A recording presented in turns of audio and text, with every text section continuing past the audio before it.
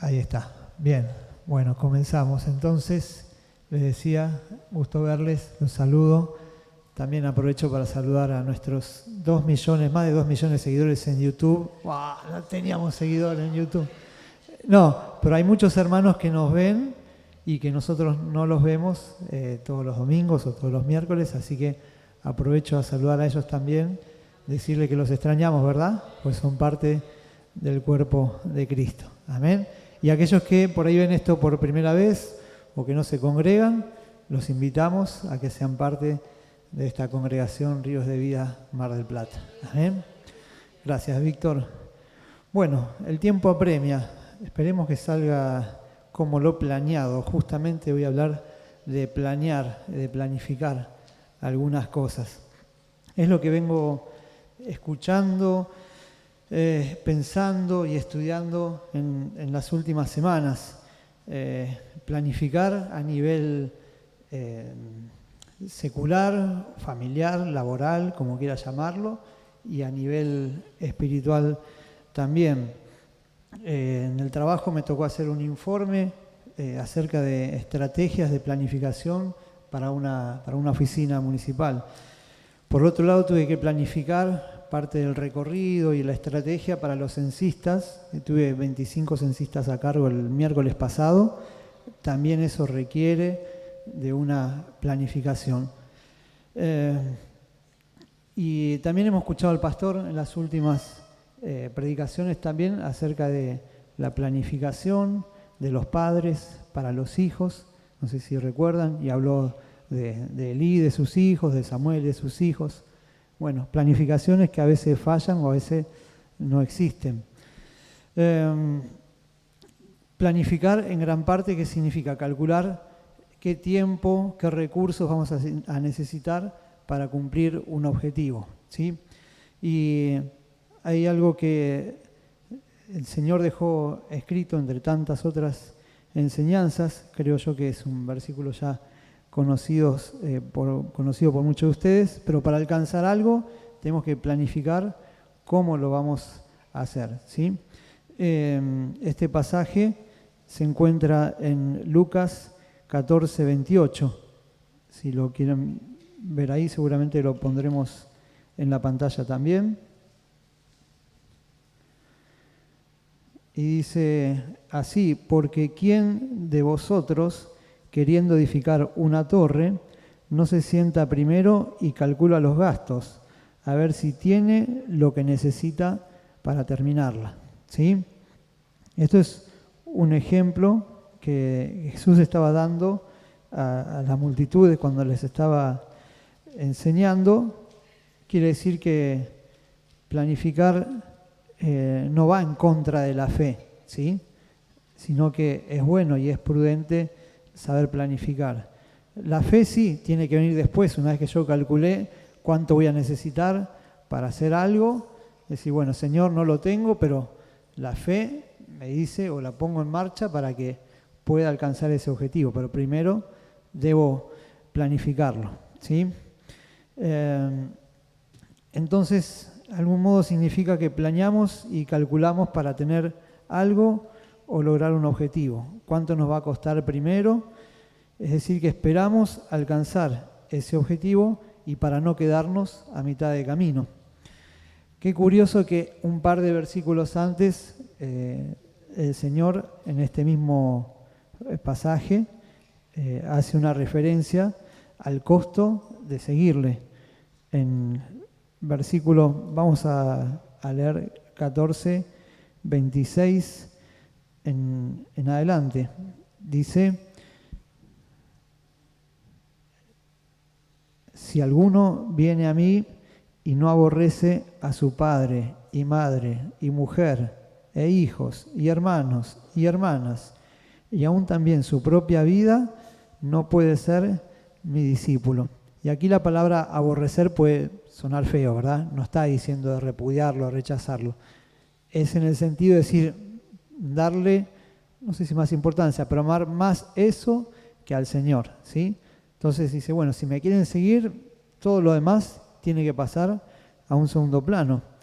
Y el 27 dice: y el que no lleva su cruz y viene en pos de mí, no puede ser mi discípulo. Así que a ellos nos dijo cómo alcanzar el objetivo y el costo que habríamos de tener.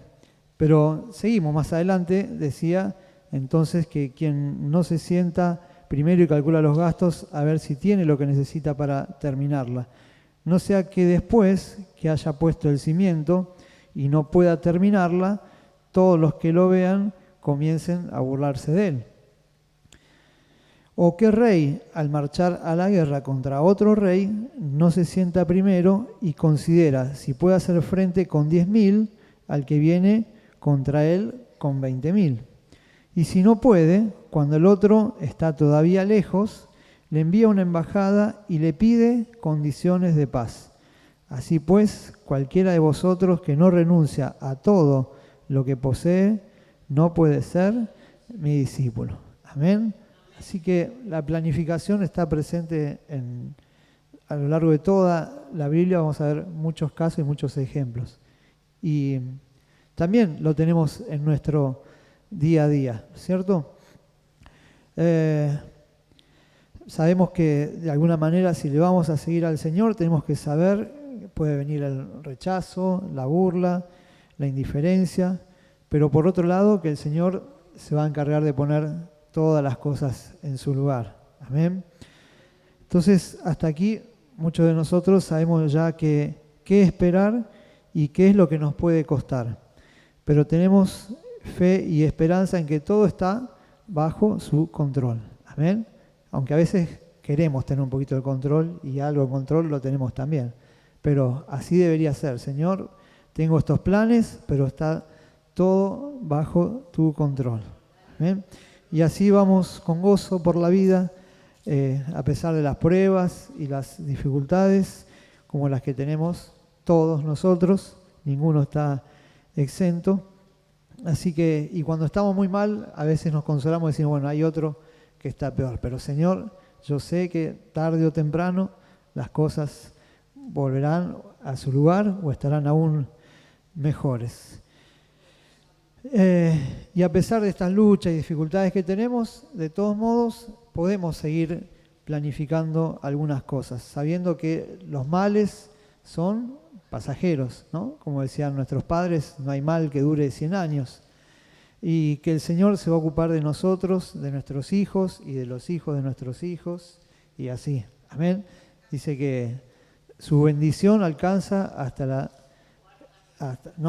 la tercera la maldición, pero las generaciones hasta la 1000 generación, si no me equivoco. ¿No es cierto? Así que eternamente. Vemos hasta aquí entonces que no tiene nada de malo planificar, no es un pecado tampoco.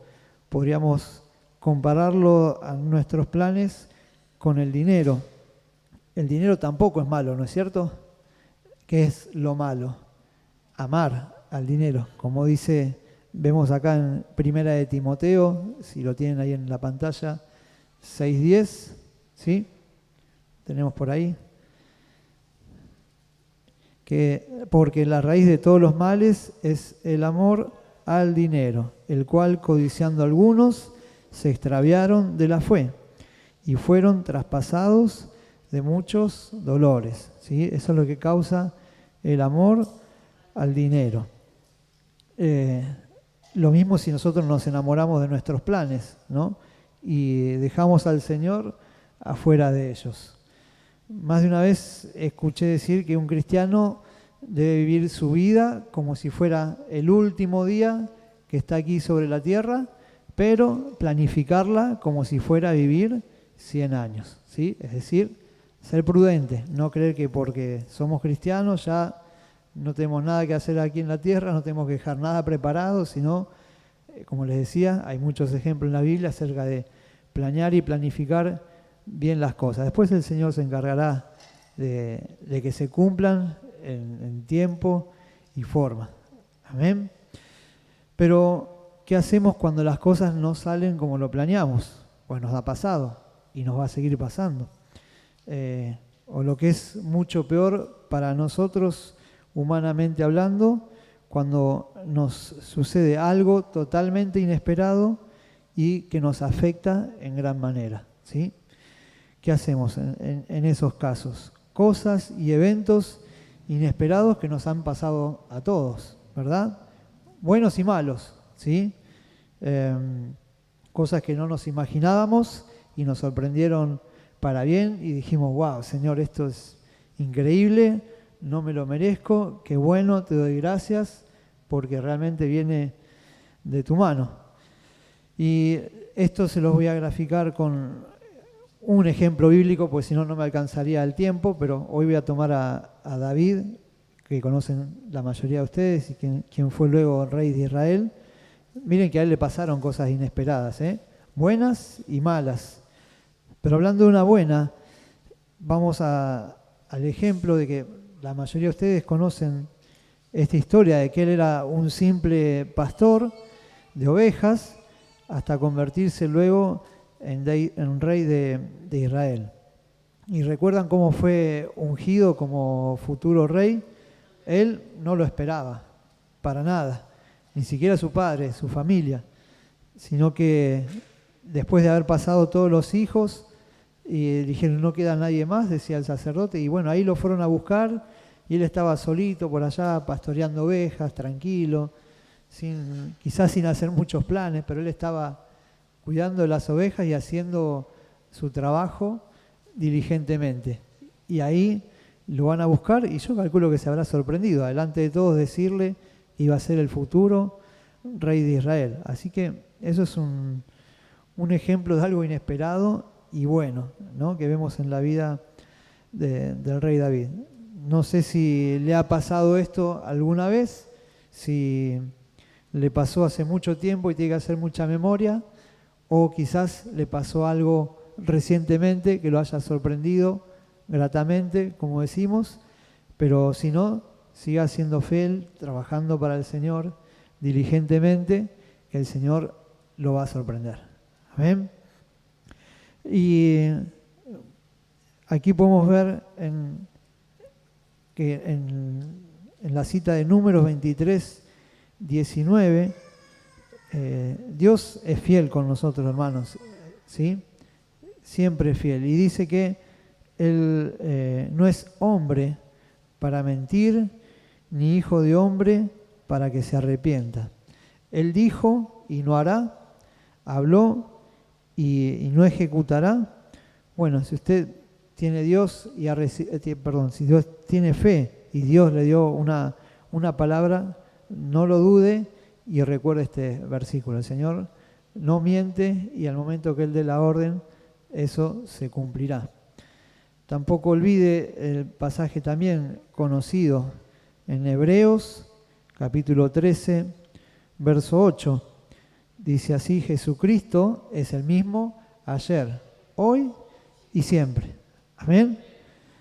Él no cambia, pero, y aquí viene la cuestión, lo que cambian son sus métodos, su manera de hacer las cosas. Eso cambia constantemente. Y a veces tiene que usar esas cosas inesperadas para traer o corrección a nuestra vida, o para aumentar nuestra fe, o para tratar con otros. Así que muchas veces las cuestiones inesperadas, cuando no son generadas por nosotros mismos, son en definitiva una bendición que termina formando nuestro carácter. Y más cuando estas cosas no las podemos controlar y escapan a nuestro alcance, a nuestro conocimiento. Y acá viene el título del mensaje. Esto habrá sido una breve introducción. Yo pensé en titularlo ¿Qué hacer y qué esperar ante lo inesperado? Volvemos al ejemplo de David, como les decía hace un momento. Vamos a leer ahora el pasaje que se encuentra en 1 Samuel 18:5. Le doy ahí un minuto para buscarlo y de todos modos seguramente estará en sus pantallas. Dice que salía David a donde quiera que Saúl le enviaba y se portaba prudentemente. Y lo puso Saúl sobre gente de guerra y era acepto a los ojos de todo el pueblo. Ni siquiera dice parte del pueblo, una gran parte, dice delante de todo el pueblo y a los ojos de los siervos de Saúl. Es decir, que él evidentemente estaba haciendo muy bien las cosas delante del pueblo, delante del rey y delante de Dios. Esto, ante nuestra mirada humana, ¿qué significaría? Nada malo le puede pasar, está haciendo todo bien, tiene el apoyo del rey, tiene el apoyo del Señor, tiene el apoyo del pueblo. Nada malo le podría pasar y mucho menos algo malo e inesperado. Pero fíjense que si continuamos leyendo unos versículos más adelante, dice que el rey Saúl se enojó en gran manera. Y desde aquel día Saúl no miró con buenos ojos a David. ¿Qué iba a pensar él de que el rey Saúl se había enojado con él, había entrado celos, envidia en su corazón, y él que lo servía tan diligentemente, de repente su vida hasta llega a estar en peligro?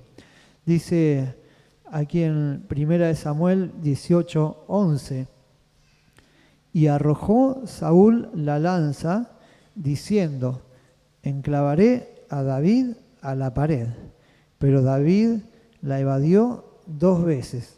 Estamos hablando 5 versículos más adelante, el mismo rey al que él servía lo quiso matar, y no una, 2 veces dice que arrojó la lanza.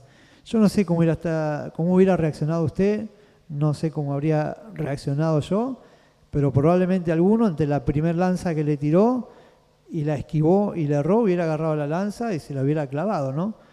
Se ve que David no hizo eso, sino que además 2 veces fue blanco de la lanza de Saúl y él la esquivó.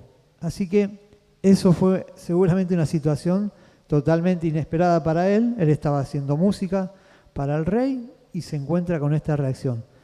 Lo que vemos acá, una reacción que es la que deberíamos tener, creo yo, la mayoría de nosotros, ante una situación así, totalmente pacífica. David conocía al Señor y sabía que no estaba en él tener que matar al rey ni a nadie. Pero bueno, tenía un carácter que se había formado quizás ahí desde que era pequeño, joven, pastoreando ovejas, y no reaccionó de la peor manera. Así que él seguramente conocía profundamente al Señor. Y no es casualidad que él sea el autor del Salmo 23, también muy conocido por todos nosotros, ¿no? Que creo que la mayoría lo sabemos de memoria, pero a veces en momentos difíciles nos lo olvidamos o recordamos una parte o no meditamos profundamente en él. Entonces, ¿cómo reaccionaríamos o cómo deberíamos reaccionar ante una situación así, imprevista, inesperada y dolorosa? Bueno, aquí yo le animo a recordar el versículo, se encuentra en Romanos 8:28, también entiendo que conocido por todos nosotros. Dice así, y sabemos que a los que aman a Dios, todas, no dice algunas, todas las cosas les ayudan a bien.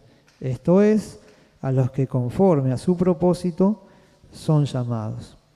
Y hay situaciones difíciles e inesperadas que nosotros mismos a veces hemos provocado y Dios nos vuelve a dar una salida cuando nos arrepentimos. Pero esto sería el tema para otro mensaje, para no extenderme en el día de hoy. Pero hermanos, hay muchas cosas que nos pasan y no podemos entender por qué. David no tenía a mano ese versículo de Romanos 8:28. Él lo sabía, porque él conocía al Señor, pero no podía agarrarse de eso, y nosotros sí. Y en medio de una tragedia o de un evento así, él supo cómo reaccionar. Y yo creo que después lo dejó muy bien plasmado, les decía, en el Salmo 23, del verso 1 al 6. Y se aplica tanto a una prueba que nos haya puesto el Señor, como cuando nosotros hayamos equivocado un poco el camino, ¿sí? Entonces, de nuevo les digo, ¿qué hacemos ante lo inesperado y lo no deseado? Bueno, les voy a compartir una serie de reflexiones basadas cada una en un versículo del Salmo 23, que seguramente David dejó escrito para fortalecernos y gracias a la inspiración que él recibió de parte del Espíritu de Dios. Amén. ¿Me siguen con el Salmo 23? Vamos a buscarlo por acá, que lo teníamos señalado. Primera reflexión, Salmo 23, verso 1. Jehová es mi pastor y nada me faltará. ¿Sí? Es reconocer que si Él es nuestro pastor, nada, pero absolutamente nada, nos va a faltar. Que en Él tendremos todo lo que necesitamos, ¿sí? Verso 2 dice, en lugares de delicados pastos me hará descansar, junto a aguas de reposo me pastoreará. Esto habla de tener confianza y seguridad en Dios, que Él cuidará de nosotros y nos hará descansar. Amén. Qué importante estas dos cositas que ya nos dejó escritas en el Salmo 23. Nada nos faltará y Él nos hará descansar. Vamos al verso 3. Dice, confortará mi alma, me guiará por sendas de justicia, por amor de su nombre. Y esto habla de que el Señor renovará nuestras fuerzas en esos momentos difíciles y que nos guiará por caminos de justicia, ¿sí? Él nos hará justicia. Amén. Verso 4.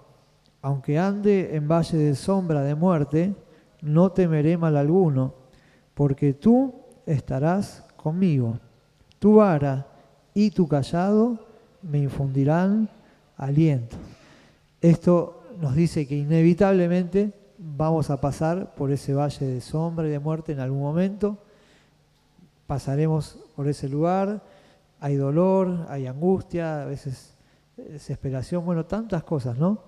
Y las pasó el rey David también.